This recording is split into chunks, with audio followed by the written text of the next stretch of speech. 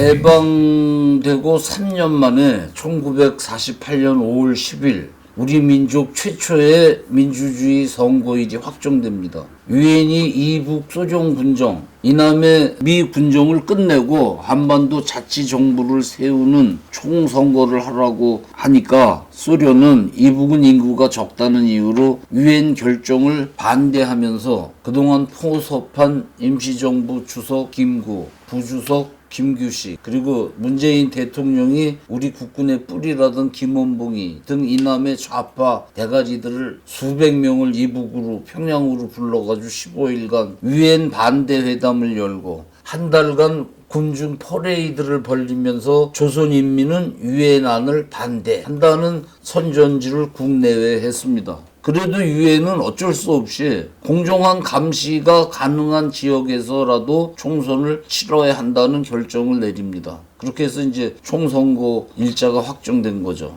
유엔이 그럴 수밖에 없는 게 군정이 끝나가니까 그럼 지네끼리 이제 정부를 세워서 나라를 운영해야지. 근데 이북에서 못 들어오게 하니까 그 군정이 끝나가는데 어떻게? 그럼 남한만이라도 그 유엔의 감시 선관위가 관리할 수 있는 곳에서만이라도 정부를 만들어라 그렇게 된 겁니다.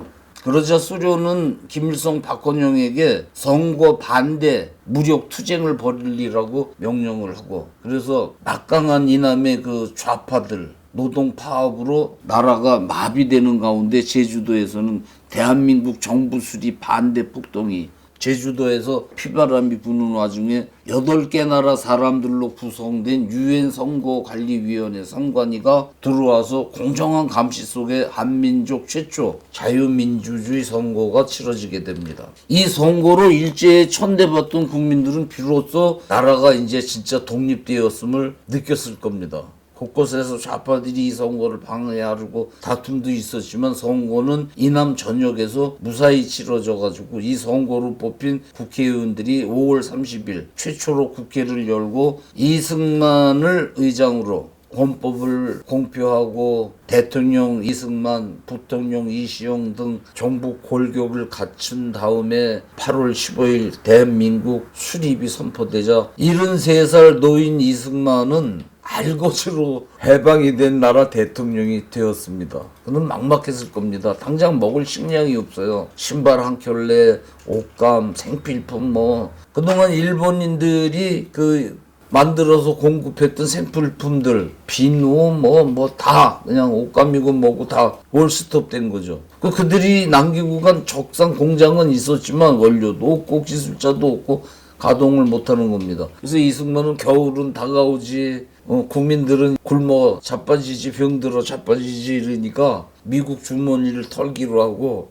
미국 멱살을 잡고 늘어집니다. 그래가지고 경제 원조 협상을 맺는 데 성공합니다. 그러니까 미국 사람보다 미국을 더 잘하는 그였기 때문에 할 수 있었던 미국과 경제 원조 협정입니다. 그 조약 내용을 보면 미국은 대통령 명령으로 한국 정부에 원조를 제공한다. 한국은 미국이 제공하는 원조를 낭비하지 않고 사용한다. 미국은 한국에 무작정 퍼줘야 된다. 이런 내용입니다. 그 국제 외교가에서는 미국이 괴팍한 한국 노인한테 끌려다니고 있다고 놀리고. 그 당시 한국은 아마 지구에서 가장 가난한 나라였을 겁니다. 옷도 없고 식량도 없고 약도 없고 그럴 때 미국에서 이 경제 원조 조약에 따라서 식량, 기름, 옷이 들어오기 시작합니다. 우리나라 사람들 난생 처음 보는 치즈, 가루, 우유, 비누, 연필 등 생필품 그리고 자선단체에서 안 입는 옷 모아서 보내주는 것들 있죠. 그래가지고 제임스 딘이 입던 가죽 잠바도 오고 양털 세타도 있고 가죽 구두도 있고 그렇게 신생국가 대한민국은 그 위기의 겨울을 견딥니다. 그리고 이승만 대통령은 미국한테 우리는 올해 식량이 몇만 톤 정도 모자른다. 당신네들은 밀가루가 매년 몇만 톤씩 남아돌지 않느냐. 우리 국민들 쌀이 주식이지만 그 잘 먹지 않는 밀가루라도 좀 보내라. 이 사진이 그때 무상 원조 받은 밀가루 포대들이죠. 밀가루 배급받기 위해 줄 서 있는 주민들이고요.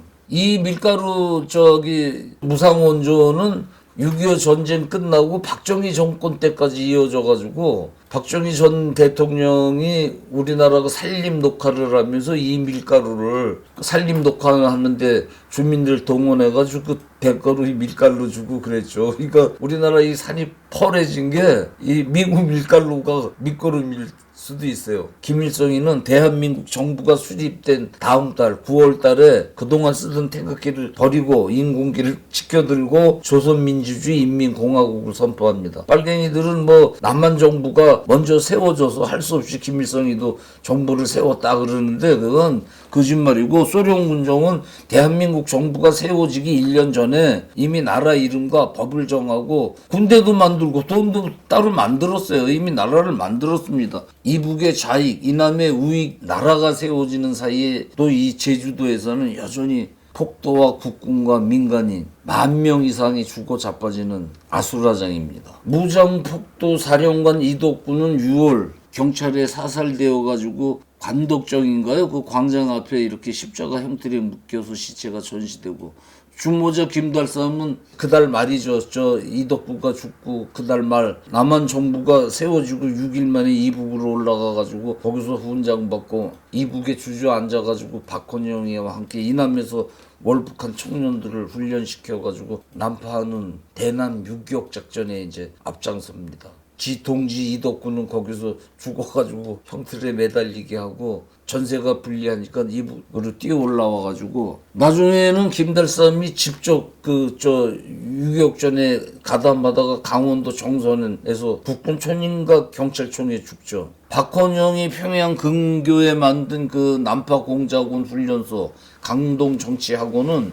김일성보다는 박헌영을 지도자로 이렇게 떠받들었어요. 그래서 그거란 김일성이가 남로당원들을 종파분자라고 그러면서 폭동의 소모품으로 대부분 남쪽에서 죽게 만들죠. 김일성은 박헌영에게 남로당은 무장혁명을 못하는 이론쟁이들이라고 대놓고 모욕을 합니다. 그 이제 박헌영이는 이를 갈면서 지리산의 이병단, 태백산 지구의 3병단 이렇게 유격대를, 이들은 태백 산맥을 따라서 지리산까지 오고 가면서 그 치안이 미치지 못하는 산간마을 청년들, 화전민 청년들 강제로 데려다가 같은 편으로 1년 늙히고, 그리고 지리산에는 무기를 수리하고 폭탄까지 만드는 철공소까지 설치가 됐어요. 박헌영 그 유격대가 제대로 이렇게 자리를 잡자 김일성이가 박헌영이 부대를 지가 통솔하려고 1949년 10월 그 회룡 군관학교라는 거를 훈련소를 급조해가지고 거기서 배출된 대원들을 박헌영 유격대의 지휘관들로 다 배치를 합니다. 박헌영 속이 얼마나 뒤틀렸겠습니까? 그렇지만 어쩔 수가 없죠. 김일성이 맘만 먹으면 박헌영 골로 가는 겁니다. 그러니까 박헌영이는 자기의 그 이남 남로당 조직을 통해 가지고 김일성이가 전쟁으로 남한을 먹기 전에 자기가 먼저 뒤집일 그런 조바심이 있었던 거죠. 제주도에 피바람이 불고 이북에 막강한 군대가 남침을 노리는데 미군은 한국 정부가 수립되자 병력 대부분을 철수시킵니다. 그러자 이승만 대통령은 10월 8일 중앙청에서 기자회견을 열고 이 나라를 갈라놓은 게 미국과 소련이니 미국도 그 책임을 지고 이 문제를 해결하고 철수해야 한다. 또 이북에 만들어진 20만 공산군에 비해서 미군정이 책임을 못해가지고 우리 군이 열세이니 우리 군이 북한군을 이길 수 있을 때까지 너희들은 주둔해야 한다, 이렇게 주장을 합니다. 그래서 미 국무부는 한 5,000명 정도 군사 고문단을 남겨두기로 합니다. 그러자 그 총 구성된 국회에 벌써 좌파 국회의원들이 있어가지고 미군 완전 철수 동의안을 막 제출하고, 좌파 기자들은 미군은 완전히 철수해야 한다고 나발들을 불고, 이 대통령은 이북이 남침 준비를 하는 판에 글 모르는 국민들은 공산당과 몰려들어가서 폭동으로 나라를 뒤집으려 하고 발등에 불 산 넘어 산이 아닐 수 없었을 겁니다. 이 판국에 드디어 남해안에서 대규모 군사 반란이 벌어집니다. 민간 폭동이 아니라 군대 반란입니다.